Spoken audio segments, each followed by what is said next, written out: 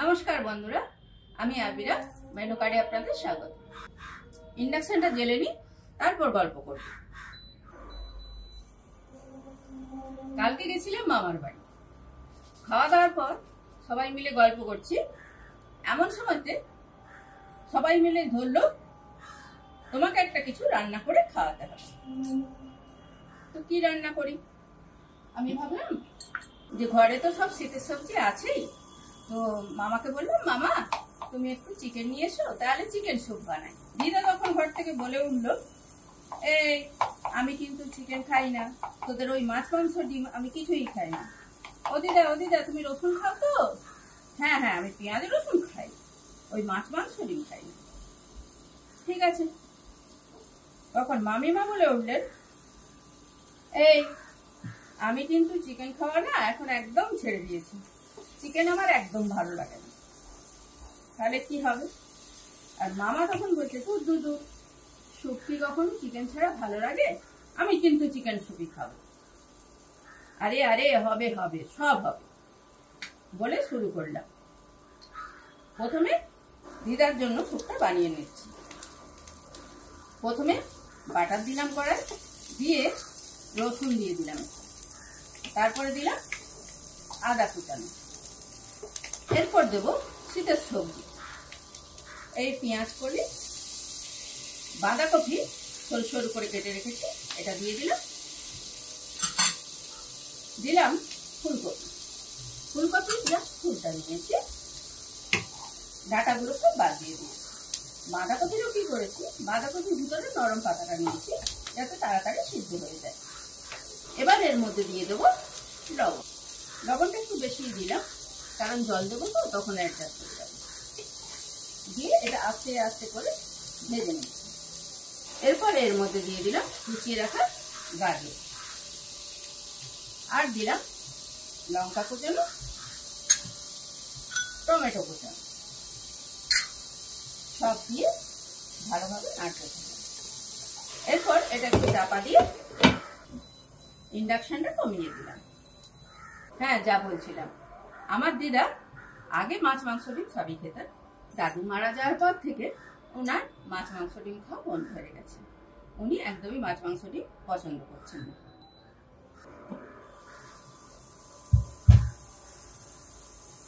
ওই জন্য উনি একটু নিরামিষ খেতে চান। তা হোক না, নিরামিষ খাওয়াই কি খারাপ? ওনার জন্য বানাচ্ছি নিরামিষ স্যুপ। এটা আগে বানিয়ে নিচ্ছি, তারপর ডিম দিয়ে স্যুপ বানাবো আর চিকেন দিয়ে স্যুপ বানাবো, কিন্তু বারবার বানাবো না, একসাথেই বানাবো। দেখুন না কিভাবে বানাবো। আবার একটু চাপা দিয়ে এটা সিদ্ধ করতে দিলাম।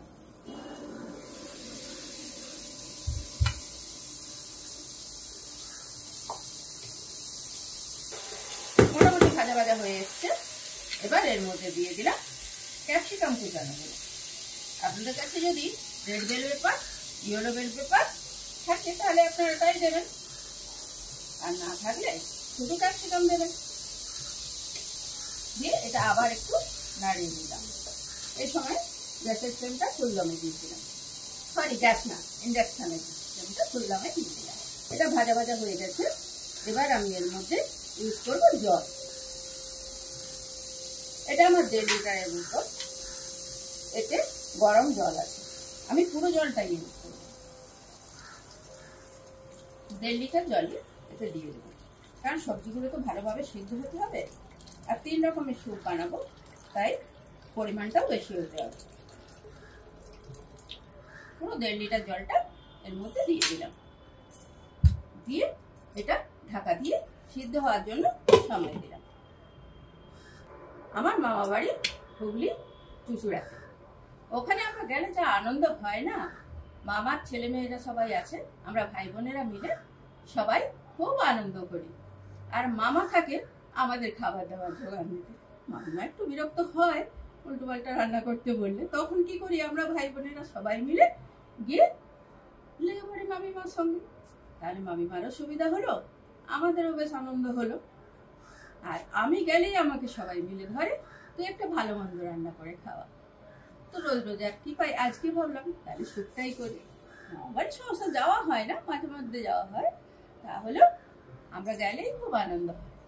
এটা মোটামুটি কথা বলতে বলতে সিদ্ধই হয়ে গেছে। এবার ইন্ডাকশনটা একবারের জন্য অফ করলাম, করে কিছুটা স্যুপ আমি ঢেলে নেব। এই কড়াটায় আমি কিছুটা স্যুপ ঢেলে নিলাম, কারণ এটা তো সবার জন্য বানিয়েছি। দিদামা তো খাবে না, নিরামিষ খাবে, তাই কিছুটা স্যুপ আমি তুলে নিচ্ছি, নিয়ে তার মতো এখানে রেখে বাকিটা বানাবো, পরের প্রসেসটা করব। এবার এতে দিয়ে দেবো কুচানো ধনেপাতা, ফ্রেশ ধনেপাতা। এরপর ইন্ডাকশনটা জ্বেলে নিলাম আবার। এরপর দিয়ে দেবো অল্প একটু টমেটো সস, আর দেব একটুখানি চিলি ফ্লেক্স, দেব 1 চামচ কর্নফ্লাওয়ার গুলা, দিয়ে এটা ফুটে উঠতে দেব। ফুটে উঠলেই রেডি হয়ে যাবে দিদামার জন্য তৈরি স্যুপ। এটা রেডি হয়ে গেছে। এবার দিদামার জন্য এটা আমি ঢেলে নেবো এই বাটিতে।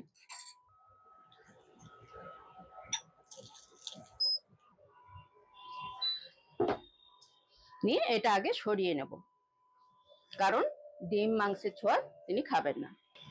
এরপর বাকি স্যুপটা এর মধ্যে ঢেলে দেব, দিয়ে এতে দিয়ে দেব বাকি যে টমেটো সসটা আছে এটা সবটা। এরপর বানাবো মামিমার জন্য স্যুপ। সে আবার মাংস খাবে না, তার জন্য বানাতে হবে ডিমের স্যুপ। এতে দেব অল্প চিলি ফ্লেক্স, আর দেব অরিগানো। এরপর ডিমগুলো ফাটিয়ে নেব।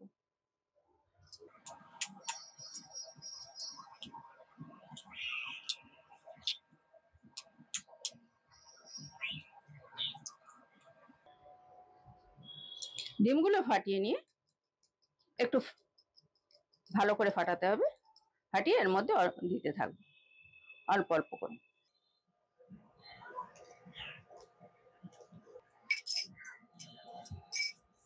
এরপর এটা ভালোভাবে ফুটতে দেব। এবার এটা ফুটানো হয়ে গেছে ভালোভাবে। এবার তুলে নেব মামিমার জন্য স্যুপ। তুলে নিয়ে তারপর চিকেন দেবো। তাহলে ব্যাপারটা কি দাঁড়ালো, একটা স্যুপেই সবাইকে খাওয়ানো গেল খুশি করে, আমাকে 3 বার ধরে খাটতে হলো না। হয়ে গেল, এটা তুলে নিলাম। এবার এর মধ্যে ভেজে রাখা চিকেন দিয়ে দেবো।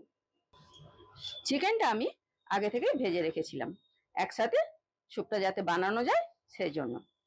এবার শুধু ভেজে রাখা চিকেনগুলো এর মধ্যে দিয়ে দেবো, আর দেব ওই যে কর্নফ্লাওয়ার গোলাটা আছে ওটা। এটা ভালো করে গুলিয়ে নিয়ে এর মধ্যে দিয়ে দেবো। ফুটে উঠলেই রেডি হয়ে গেল আমাদের চিকেন স্যুপ। সবাইকে এইভাবে বানিয়ে সার্ভ করে দিয়েছিলাম। সবাই তো কি খুশি, ভাই বোনেরা ডিম আবার চিকেন দুটো দিয়েই স্যুপ বানিয়েছো দিদি ভাই বলে সবাই খুব খুশি হয়ে খেয়ে নিল।